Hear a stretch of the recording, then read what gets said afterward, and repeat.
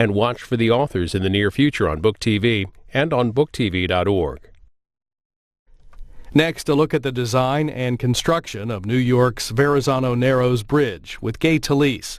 Completed in 1964, the Verrazano-Narrows Bridge is the longest suspension bridge in the United States and the sixth longest in the world.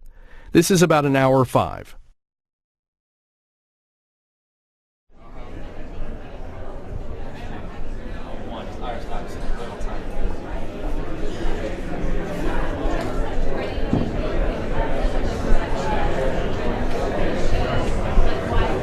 Good evening. Good evening, everybody.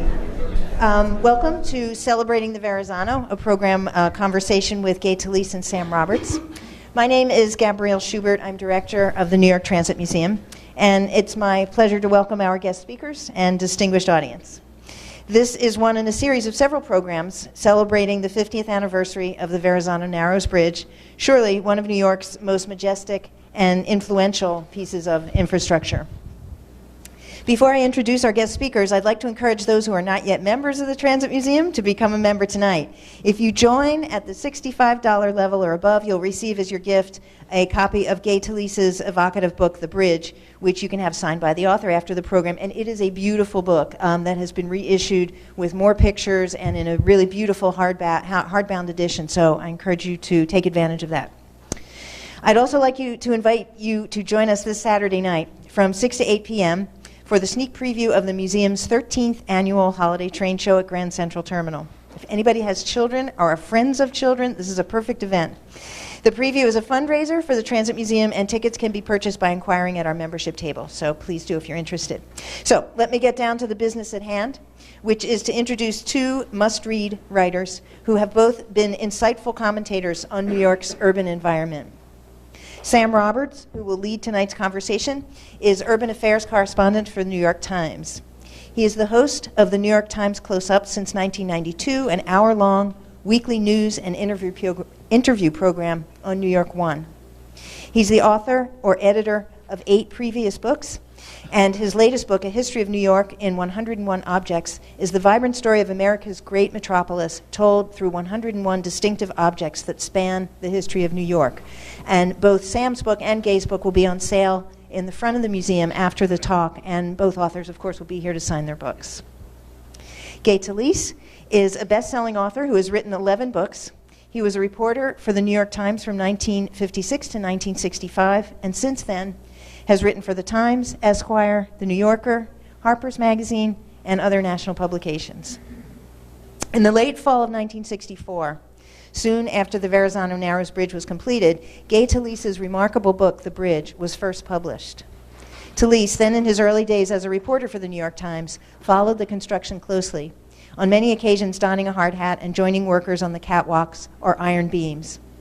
More than just the story of the famous bridge, Talese produced a tribute to those who built it and an absorbing drama of politics and courage, loss and achievement, which reminds us of the ways in which a man-made structure can affect myriad lives. The re-release of The Bridge is introducing a new generation of readers to Talese's consummate skills as a reporter and storyteller.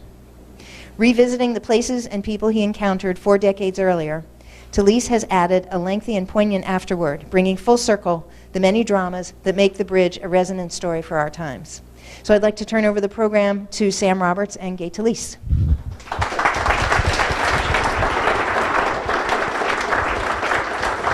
Thank you, Gabrielle, and thanks to all of you for coming out on this kind of crummy night, the first night of winter, I guess we could call it.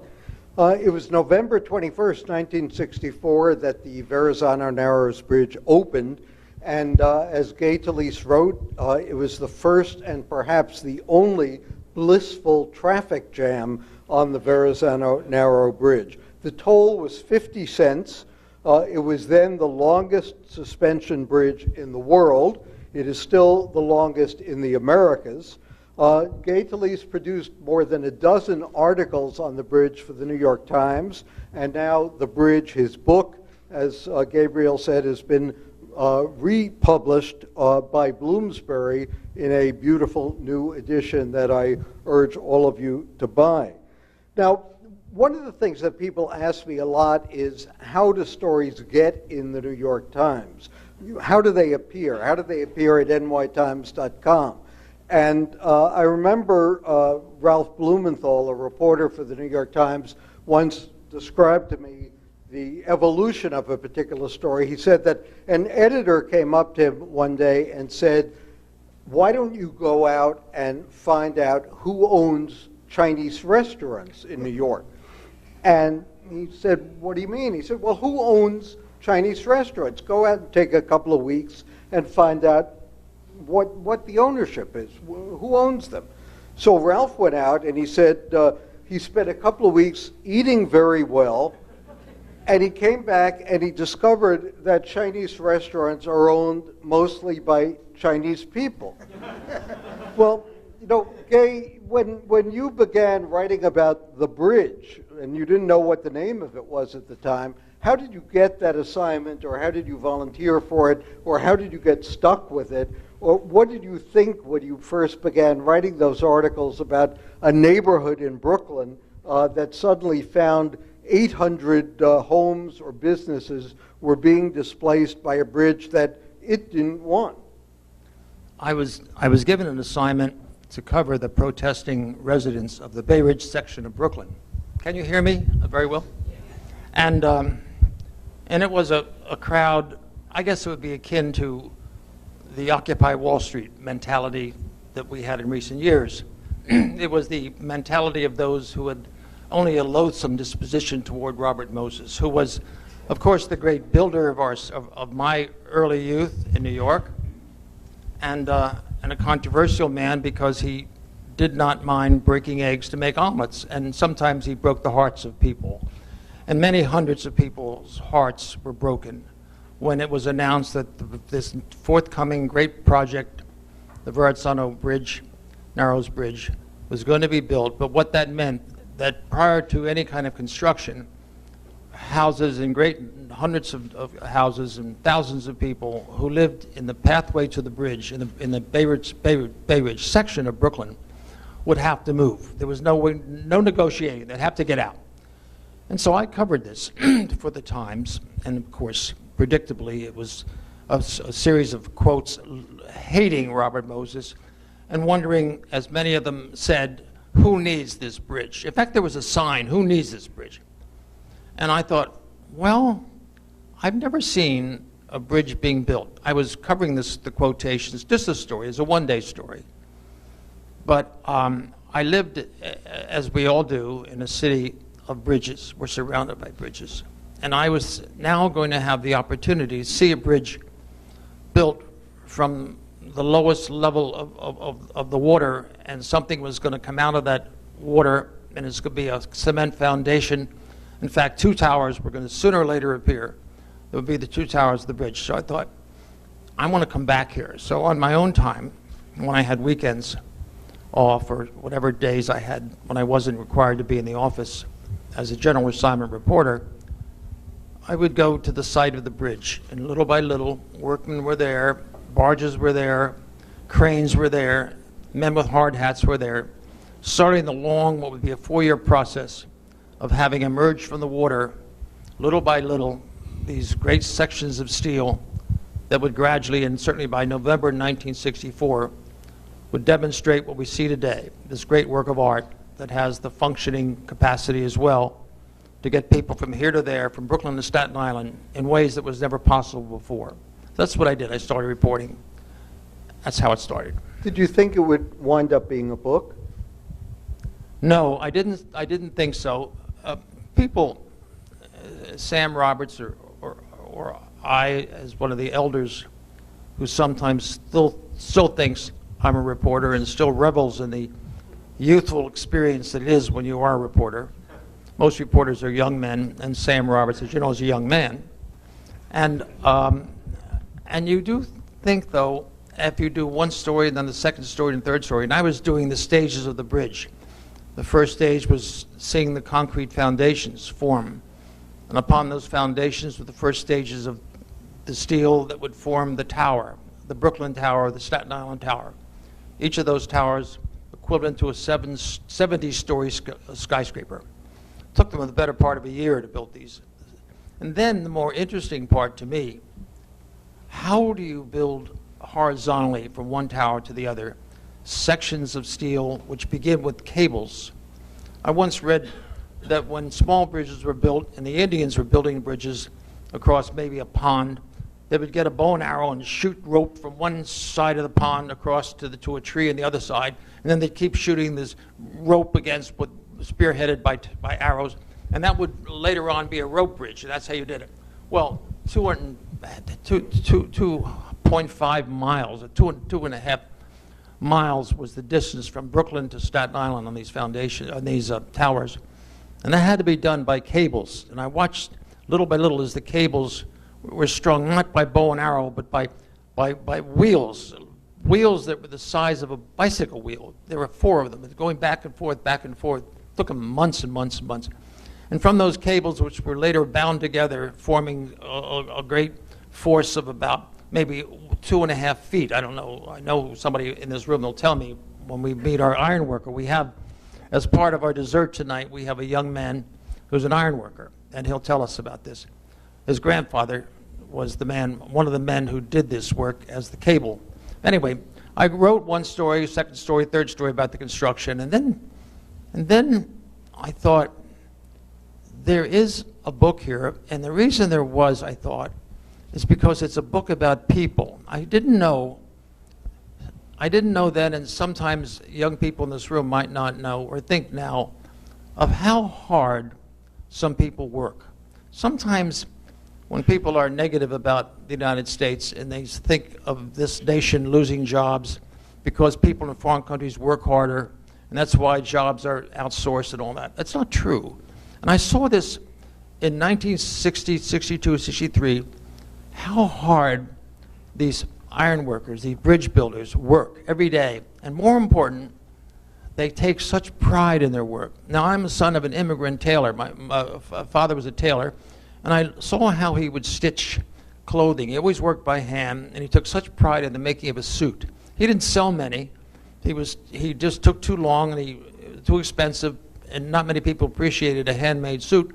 Nevertheless, he made them. And I watched him. And when I went watching the bridge builder, especially the cable, I was thinking of thread. And my father had spools hanging in the tailor shop, and he'd pull the thread down, different colors, and he blended it with the fabric and sewed by hand, as I said. And these great spools of steel I saw, creating what looks like a harp, if you think about a bridge as a harp. It's just beautifully designed, long before trucks and cars are making a fortune passing one way or the other on a bridge. There is this work of art. It's still a work of art.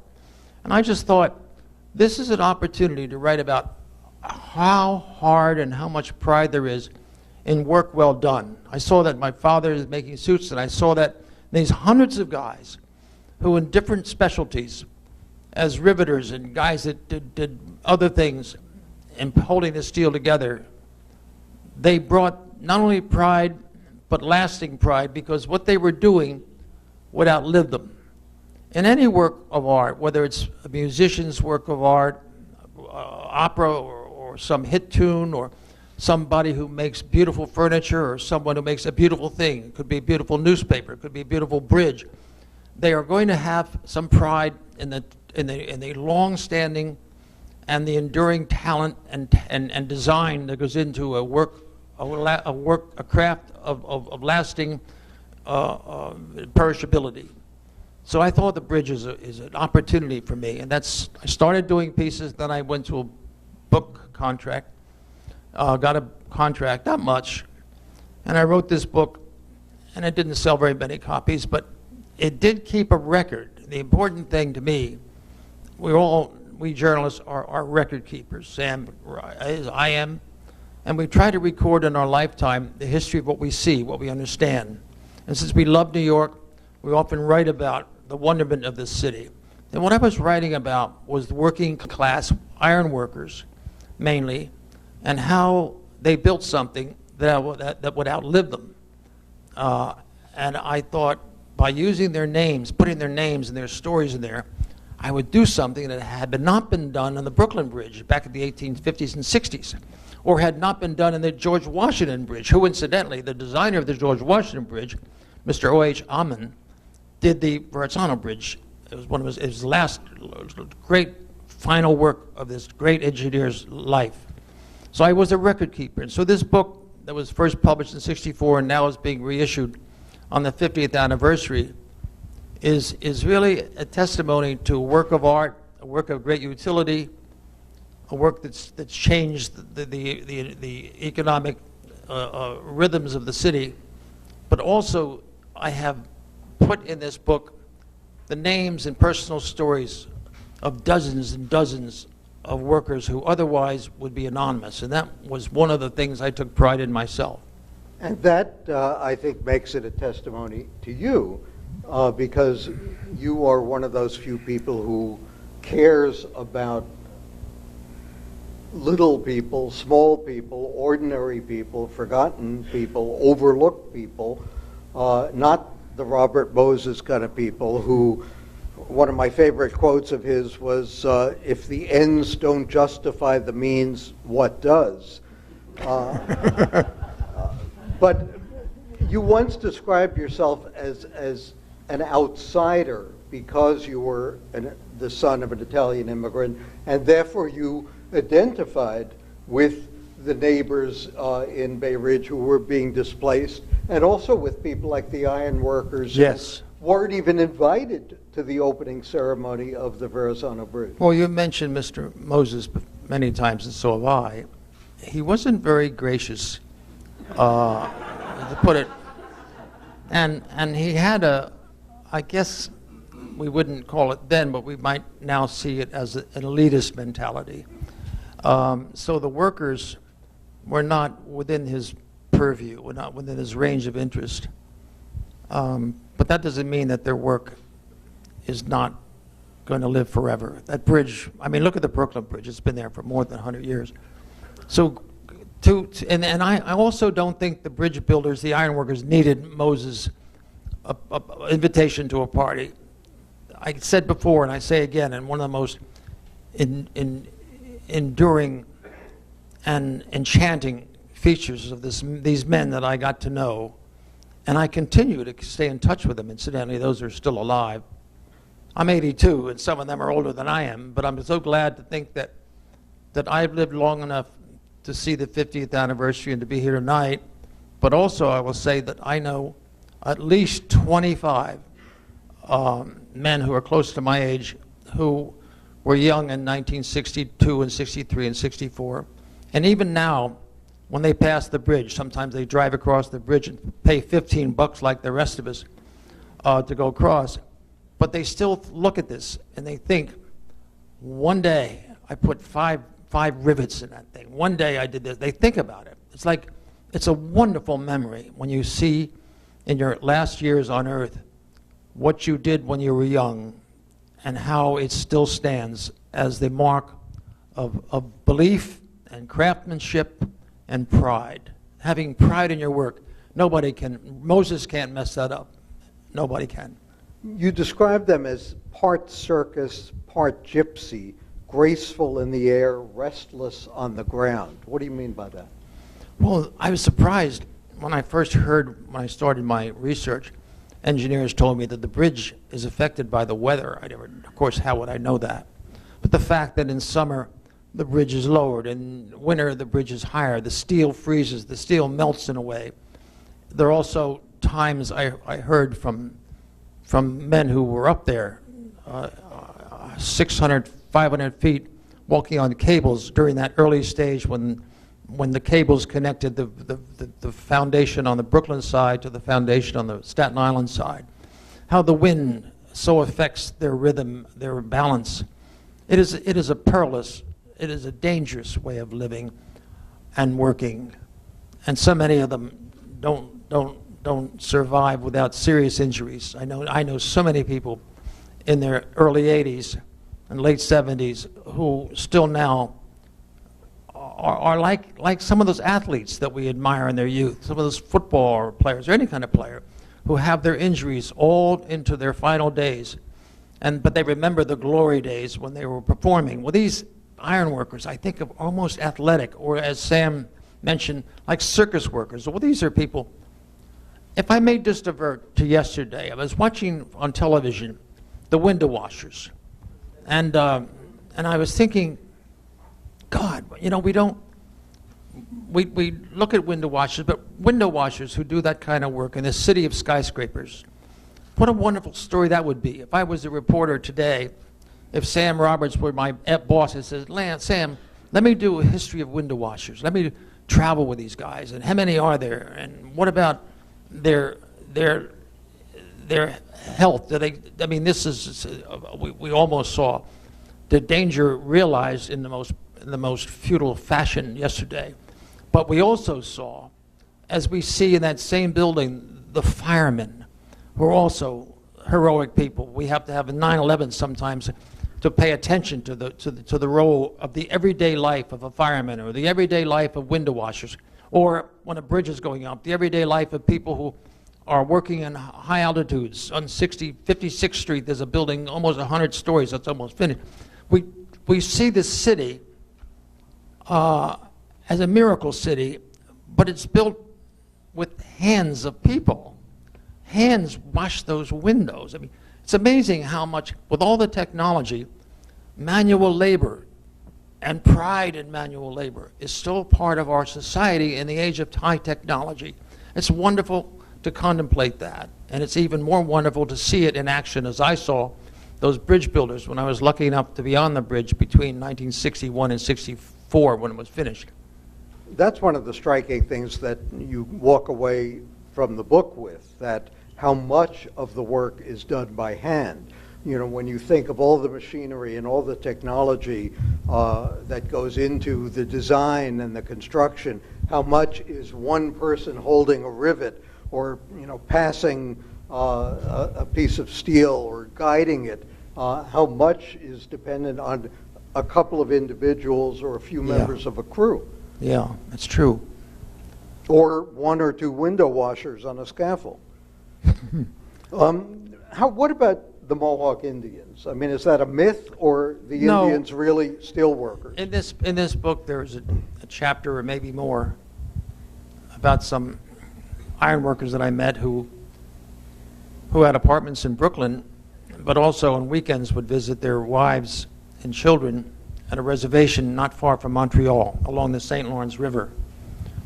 And the way I went around interviewing these people, I would hang out with them during the day, and at night when their work was done, they'd go to a bar, and I'd go to a bar with them. I did a lot of happy drinking with these guys at night.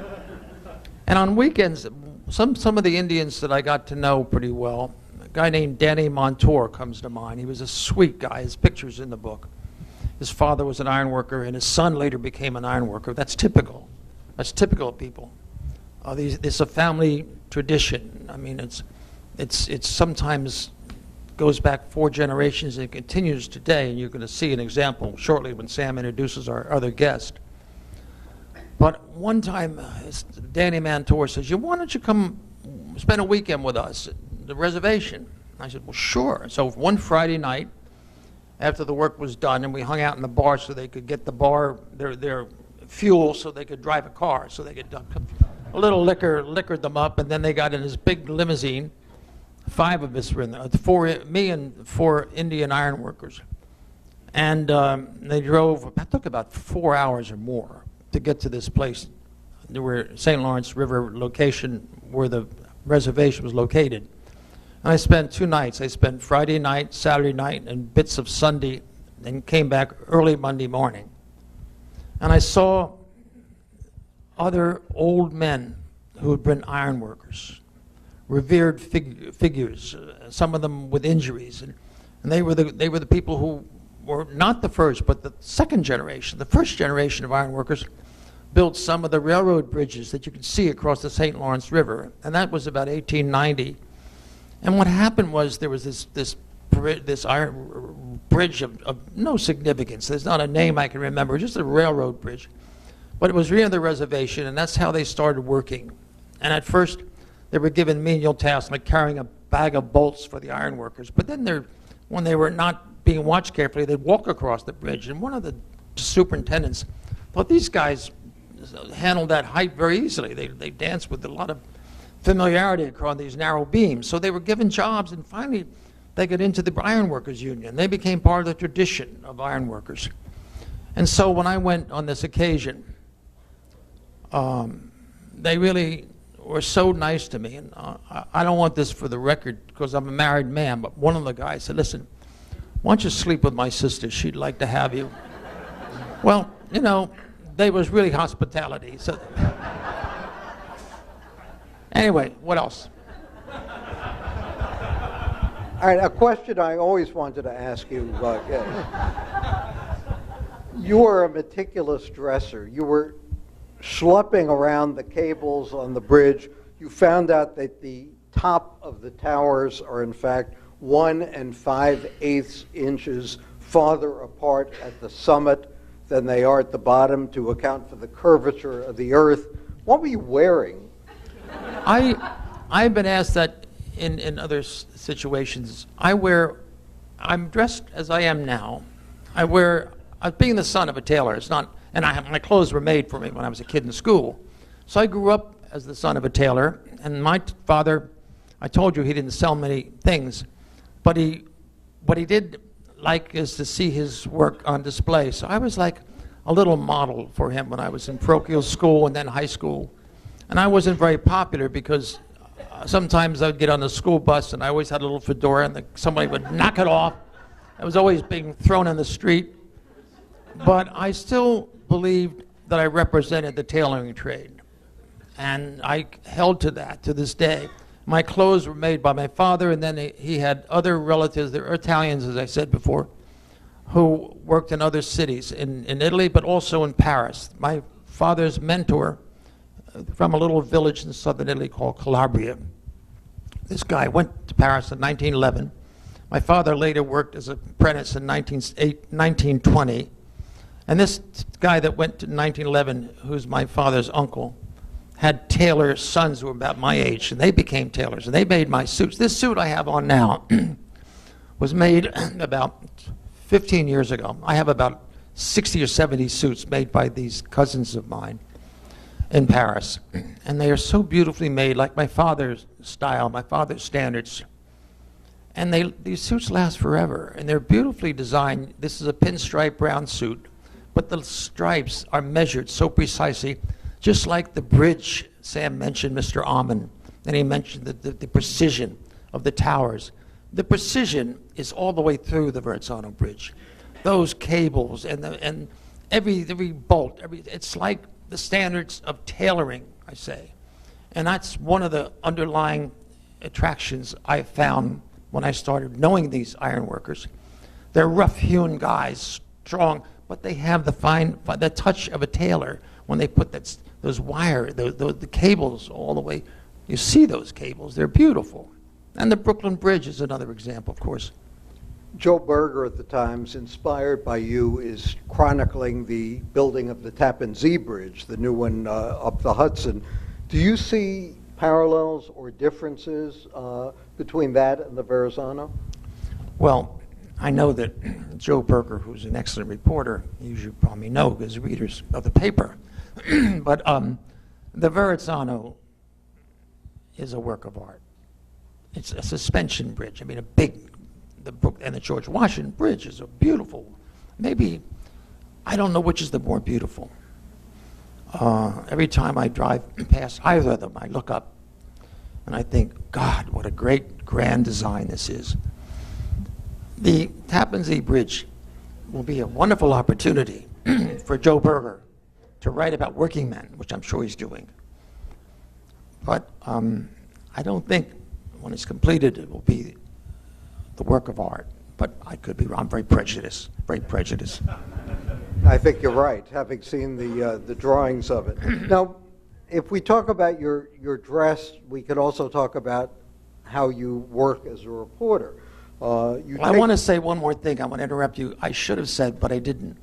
When I go out to interview workers, iron workers or stevedores or baseball players or street sweepers or window washers, if I were so given the opportunity to write about them, I never dress down. I always dress up. The reason I do is for many reasons. One of them is because I told you before, is my pride in my father's work and my link to my father through the stitching. But also, I, like Sam, take great pride in being a journalist. And I thought that I'm dressing up for the story. Now, if I'm going out to be with working men and wear a hard hat, which I did, always, but I didn't want to dress in a way that looked like a working man, because that would be, in a way, I thought, dishonorable to the pride I am in dressing up for the story. I mean, I do think if we're going to a ceremony, it could be a wedding, it could be a bar mitzvah, it could be a funeral, we dress up. When we go to a funeral, and we see the casket, and we see the person usually dressed up. And I never could understand why, when you're going out to see people, interview people, it could be Robert Moses, or it could be Hard-Nosed Murphy, who was the superintendent of the workmen of the Verrazano Bridge in 1964. You should dress up. And I believe that dressing up for people is paying respect to them. It's respect for the story, respect for my profession, because while journalists are not universally loved, especially by governments such as the Obama administration, I still think that my profession and Sam's, and Joe Berger and the rest of us, are in an occupation that has within its sphere of operation, within its city room, fewer liars per square yard than any profession in the world. Certainly fewer liars than politicians and people in business and people on Wall Street and people, even in the clergy. Fewer liars, particularly the clergy. Anyway, so that's it. That's it. And so I know that Sam feels he doesn't have free suits from a tailor family, but he still dresses well. And when I see journalists that do not, I feel I almost want to lecture them. And at my age, you can get away with it. And I do lecture them. You can get away with it, absolutely. You also once said that you didn't do very well at school, but you did very well at curiosity. And the small story was more worth doing than the big one. And it isn't a small story if you do it well. That's right. There is no small stories. What you bring to the story, of course, if you take your time, and curiosity, as Sam mentioned, is very important. That's the most important. What almost equally important is patience. Patience. You can be curious, but then you have to be patient with people and spend time with them and try to understand what they see and what they do, and so you can describe what they do.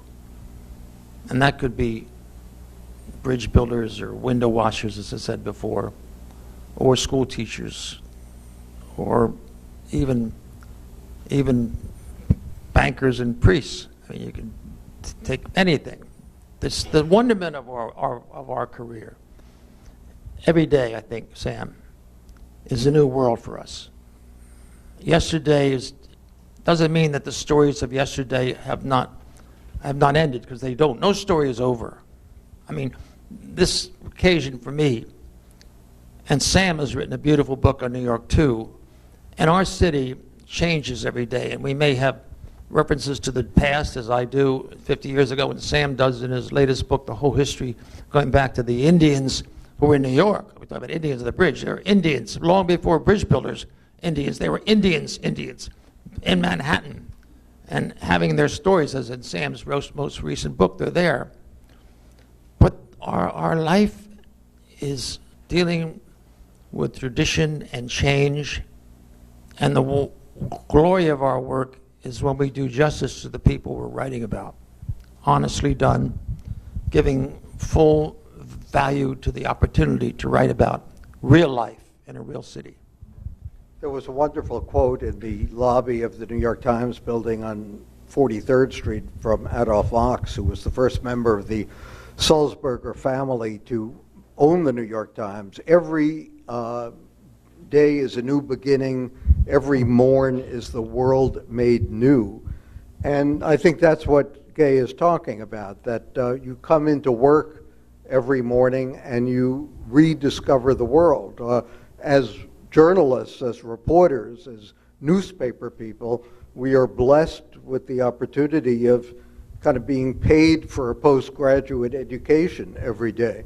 You just don't know what you're going to discover, what your curiosity is going to lead you to. Gay wrote one of the most famous essays ever interviewing or trying to interview Frank Sinatra, and he wrote a whole story about not being able to interview Frank Sinatra, and it was brilliant. And a lot of other journalists might have walked away from that saying, there was no story, I couldn't find him. And instead, Gay wrote a story saying Frank Sinatra had a cold. And it was a whole story about not being able to interview him and how all the people around him were protecting him. Let me introduce Joe Spratt, who is a third-generation iron worker.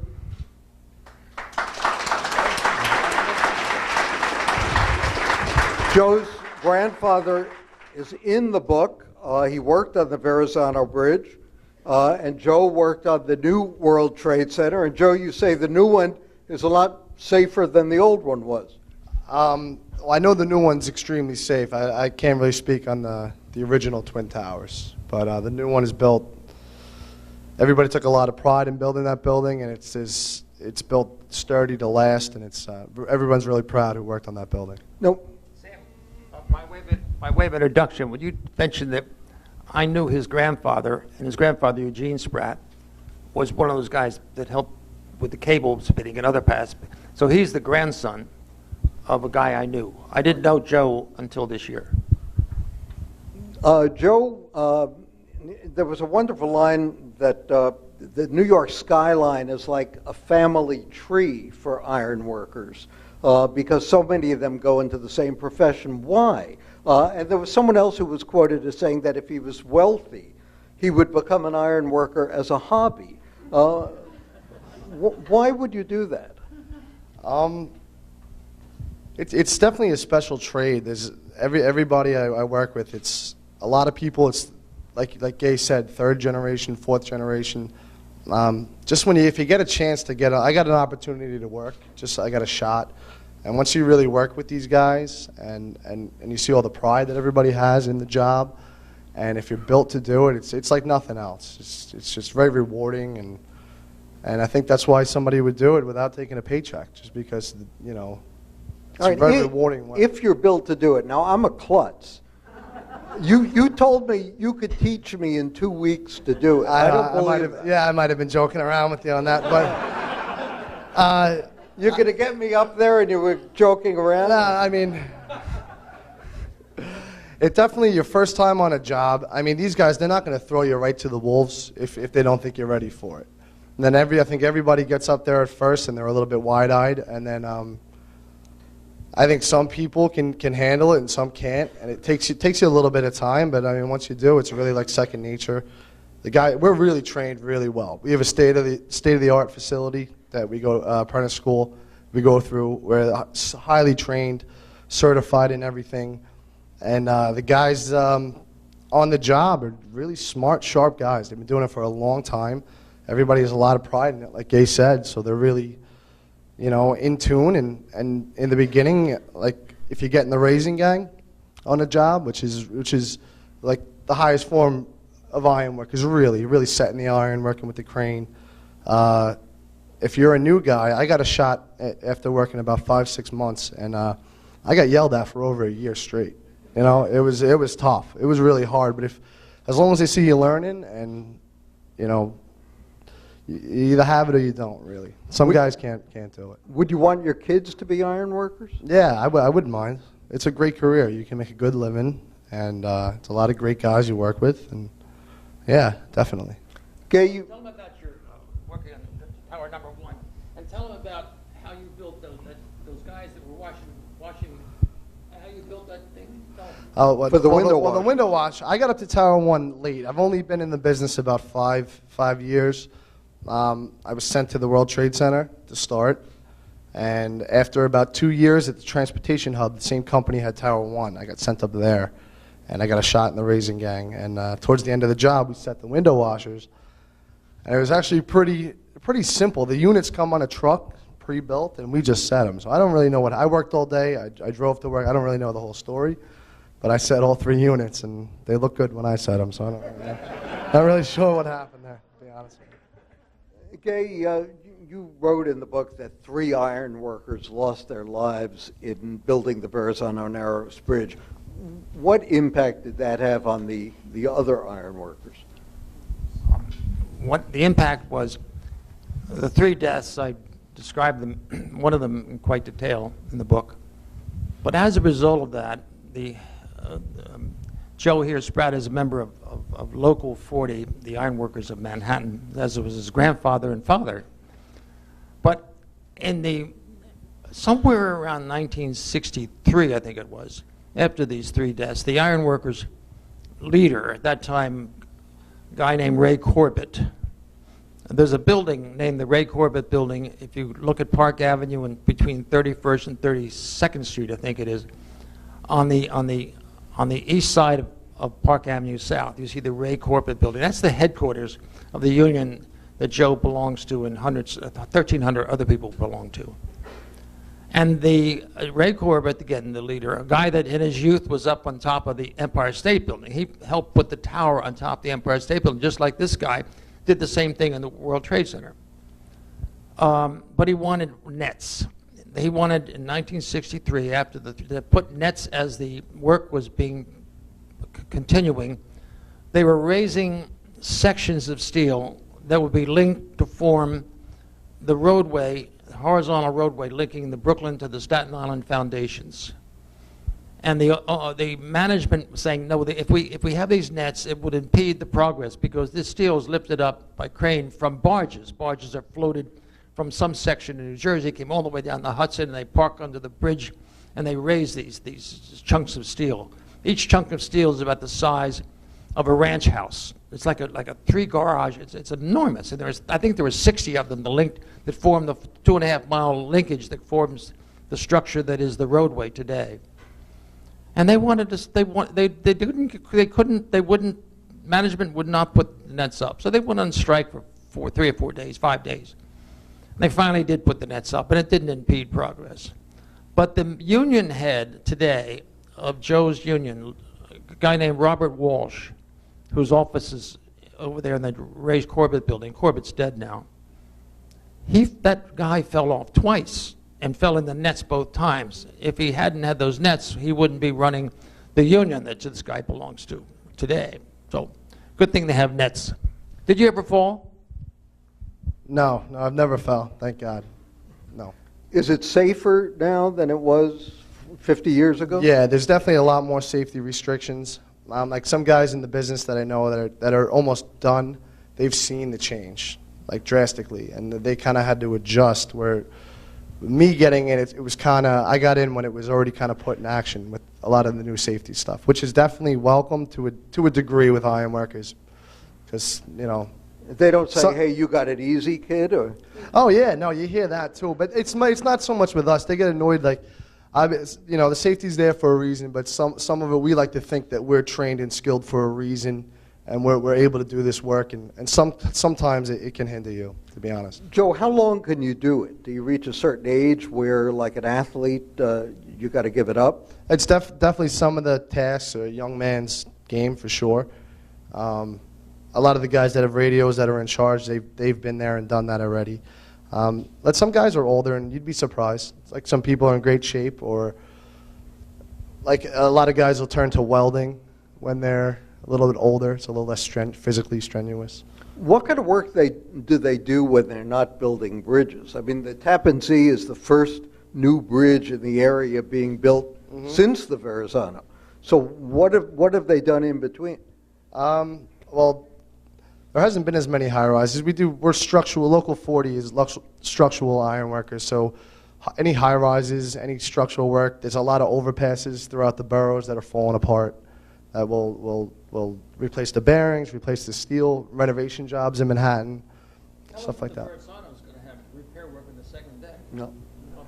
I'm not too. I know about it. I know the company I'm with right now has some guys on the Verrazano doing some maintenance work on the cables and stuff, but I'm not exactly. I don't really know all the details on that guy, to be honest. Tell them what you're doing now. Now I'm working in Staten Island at the shipyard, and we're taking. I just started this job today. We're taking in 6 new gantry cranes, the big cranes that take off all the boxes from ships and stuff. So we're building 6 new cranes. Building 6 new. Well, taking them off a ship and then building them in place. Really? 6 of them, yeah. So that's good news for the port. Good news for the port, and that has to do with all the Bayonne Bridge is getting raised, and they want all these new ships in, so they need more cranes. Great. Let me open it to all of you. Some questions for Gay or for Joe? Yes, sir. Did you ever, you mentioned that the designer of Island designed GWB and the Verrazano. Did you ever meet with them? Yes, the man who designed both the Verrazano, as I said, in the George Washington Bridge during the 1930s, I did meet him, and I interviewed him. He lived very well. He had a penthouse apartment above the Carlisle Hotel on Madison Avenue and 76th Street. And from this penthouse, I went up and interviewed him there. He took me out to the balcony, little deck he had out there. And he had binoculars, and he could see all the way down to the Verrazano Bridge, and of course he could see the George Washington Bridge. And also, he did 6 other bridges in New York. And he is the premier designer. And he also, not only did he do these great bridges, but there's a little walk bridge in the East 80s, a little green footbridge. Have you seen it? When you're driving along the FDR, around 80-something street, I can't exactly. There's a footbridge. I don't think it has a name, but it's Mr. Almond's footbridge. To Ward's Island. Was it Ward's Island? Yeah. Well, that really wasn't the question. That was a prelude to the question, which I can only ask if you had met him. Now, in the GWB, he put in a bike and a pedestrian path, but he does not put it in the Verrazano. Did he ever, have express a feeling? The question that has been in debate now, that has nothing to do with Amon, of course, there was plans, but there wasn't any. I think someone from the authority should talk about that. I don't think any of us can, because whether there should be a bicycle or pedestrian path, I don't know. But I know that it wasn't Amon's thought. During those days, bicycle riders didn't have the political clout they have today, for sure. But Amon was really an artist. And when I interviewed him, he was a very modest man, but also prideful, and a great precision person. He, as Sam said, and I wrote as well, he knew he had to undertake the curvature of the earth when he planted those 2 towers. Anyway. And also didn't have that much clout then, arguably. He was in the 18th car of the motorcade. Robert Moses again. How did that happen? Well, when they had this parade, the bridge opened November 22nd, whatever it was, 1964, there was all the politicians, Governor Rockefeller, Mayor Wagner, Ferdinand Wagner of New York, and they had many limousines. And I think Mr. Amon, who was a pretty modest man, but was riding in the 18th car. So he designed the bridge. Even when Robert Moses was making his speech, it was on the Staten Island side of the bridge. And there's all the dignitaries and the ribbon cutting and bands and et cetera. He didn't even mention Mr. Amon's name. A little oversight, but it's like he didn't invite the ironworkers. I mean, the man, Moses, is not, I mean, of course, the great Robert Caro wrote The Power Broker, and if you want to know about Moses, there it is. But in a way, he wasn't, I think, a villainous character.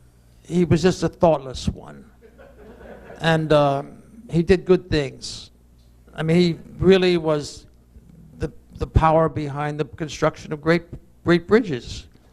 But as was the case of the people who lived in Bay Ridge, unfortunately, in the late 1950s, their lives had to be paved over because a bridge and an approachway to a bridge had to be built. No questions asked.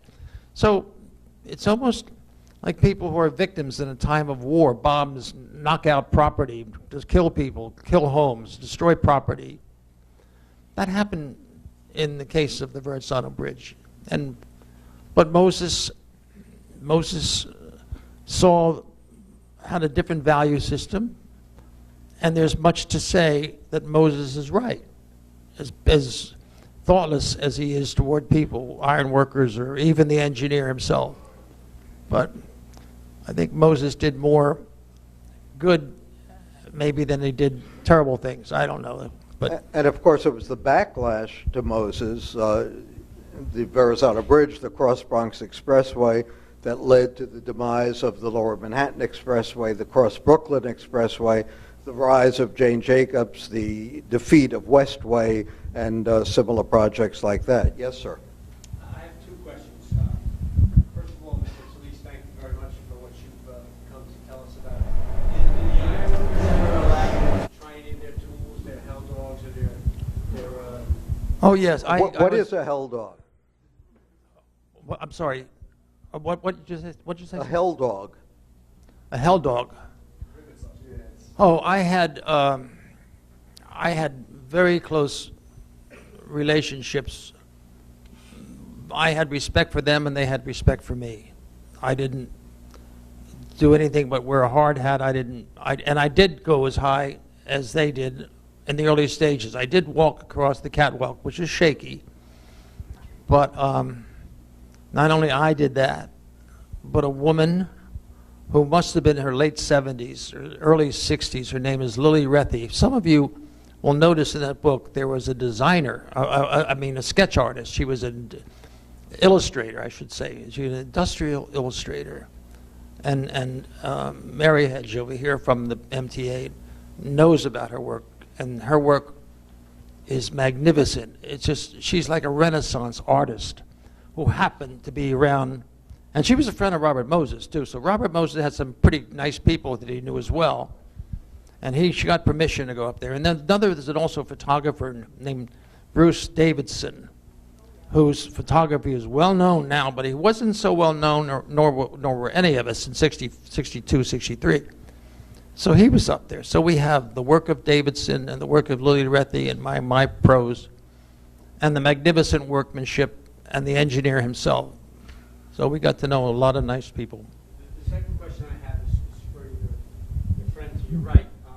Can you tell us just a little bit about your grandfather and when you knew him and how he might have both inspired you and maybe taught you a little bit even before you became an iron worker? Did everyone hear the question? It was how Joe's grandfather inspired him to become an iron worker. Yeah, I did know my grandfather. I appreciate the question. He passed away when I was like in my early teens, but we did see him often. What I know about him, he had Parkinson's. He used to shake, and if me and my cousins were like misbehaving in the other room, you'd hear like the glass and the ice shake, and you always knew to calm down a little bit. You knew he was coming. But no, he did. He was a great man. My father, my uncle, they were all iron workers, and I was a little bit young at the time to like really hear any talk about ironworkers, but I know they used to talk and hang out and just discuss the business and talk about it. But what I learned from all those guys really is, how to be a man, how to be a good man, and it did inspire me to want to get into the business. Just they all raised, great families, being ironworkers. They were good men being ironworkers, and I also want to thank Gay for reaching out to me because he asked me for information on my grandfather, and it helped me get in touch with my aunt who's here tonight and learn more about him, about his past and pictures of him and information from him that I really didn't know. So Gay reaching out to me really helped me, discover that avenue, pictures of my father, my uncle, and my grandfather that I really never knew before. So, Joe, if you hadn't been an iron worker, what do you think you would have been? Yeah, I would have liked to be a reporter. Rather than an iron worker. It's a good idea. Thanks for the layup on that one. Good answer. Yeah. Yes, sir. But tell a little bit about the physical. I mean, Sam got you to say when you get to be old you can't do it anymore. But you were saying that you were an athlete in high school, football, wasn't you? And you had a year of college. But tell them how that teamwork, you have something about how being an iron worker is like being on football. It is. I think another thing is being competitive, because these guys get competitive. Like when I was on Tower 1, there's 2 racing gangs. They always wanted to beat each other. And you don't want anybody to show you up in the business. And it's kind of like just growing up playing sports, a team sport. You always wanted to win. You always wanted to win. You always wanted to do a good job. And I think I was a pretty good athlete growing up. And I think that's translated to the business, I guess. Yes, sir. So I have questions for Mr. Talese. I was curious, I know you have a strong affinity for bridges, but do you have the same admiration for a good tunnel? And if you ever had the opportunity, would you ever like to see a tunnel built? The question had to do with tunnels, not just bridges, but tunnels. And did I ever have interest? And the answer is yes. In fact, the answer goes beyond yes. I wrote about tunnels when I was a reporter on the New York Times, and I met a man who, like the window washers we were worried about yesterday, the tunnel, the Lincoln Tunnel and the Holland Tunnel, had a man who took pride in cleaning the tile. And one night, around 4 in the morning, he had a vehicle. In a way, it was like the vehicle that the window washers we saw in a perilous situation yesterday.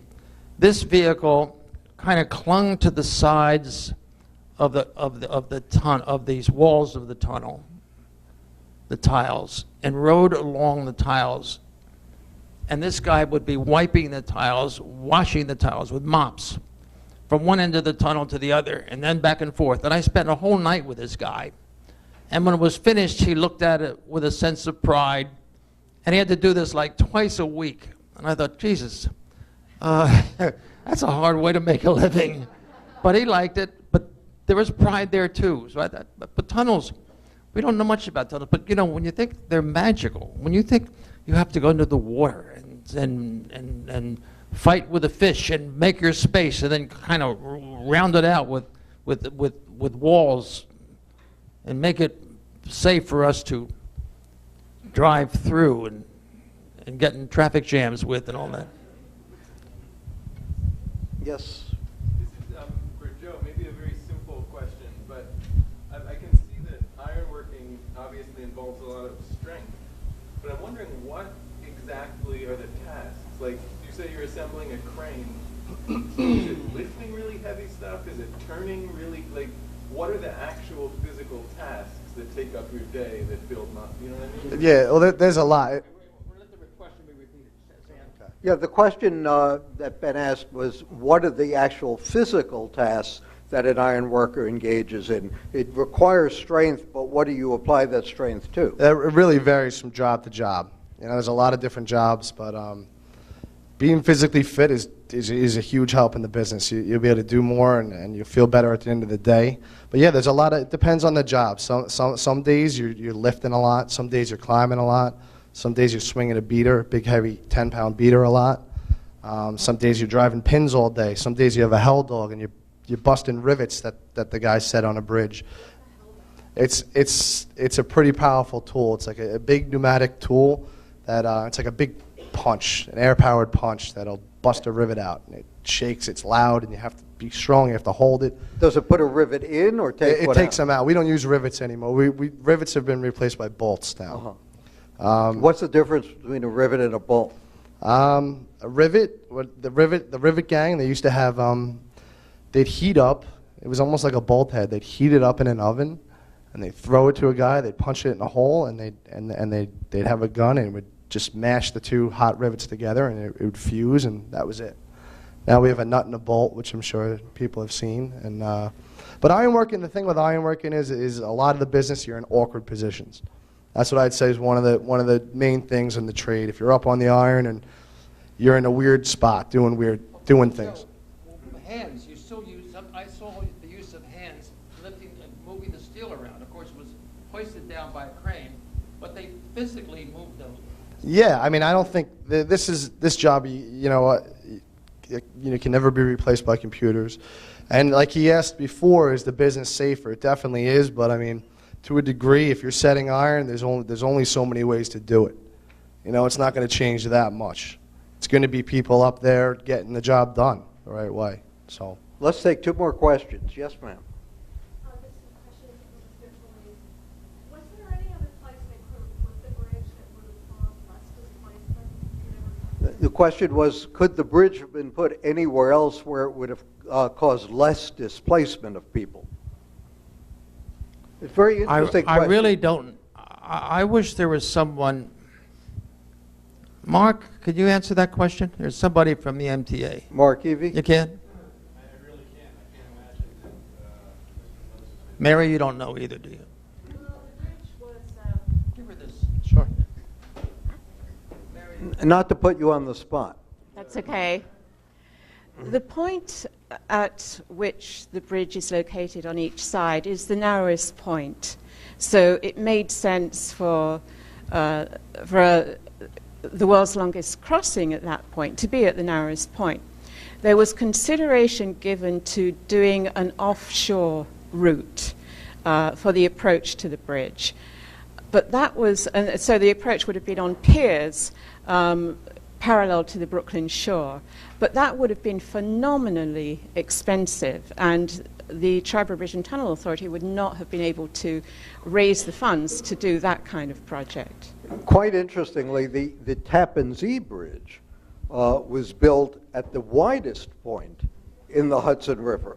And the reason it was built at the widest point was to keep it out of the jurisdiction of the Port Authority, which had jurisdiction for 50 miles from the Statue of Liberty or Times Square or some point in the middle of New York City. So that point ended at Tarrytown, and that's where they built the bridge at the very widest point in the Hudson River, which is why that bridge, the replacement bridge, is so expensive today.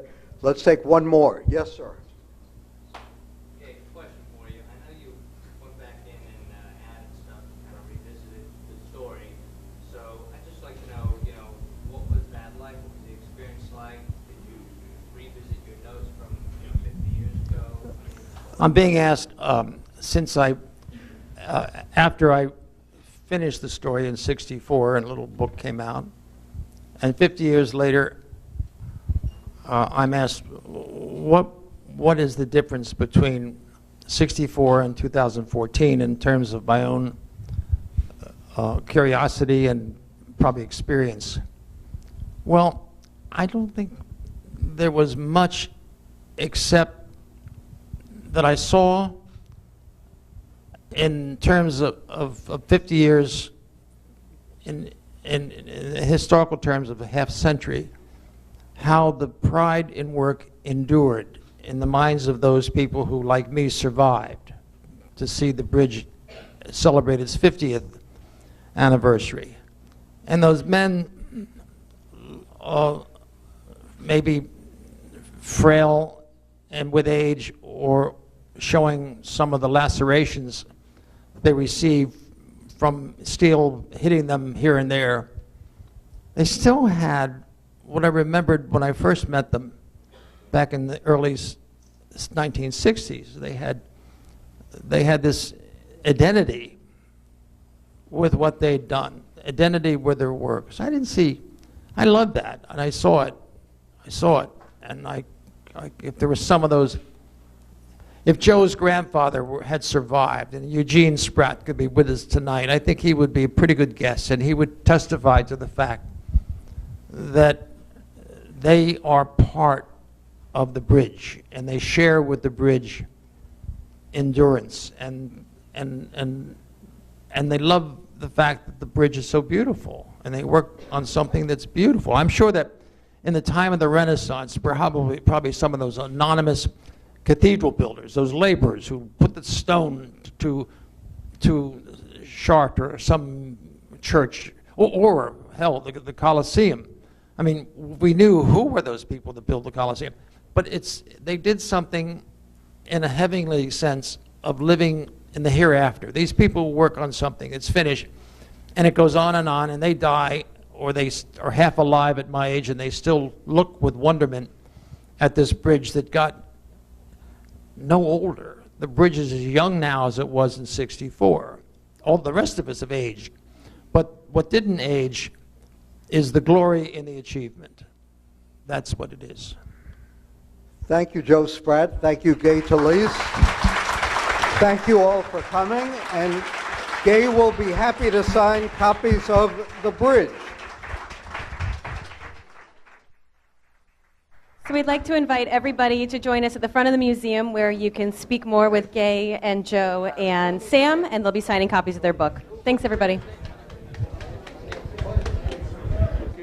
Book TV is on Twitter and Facebook, and we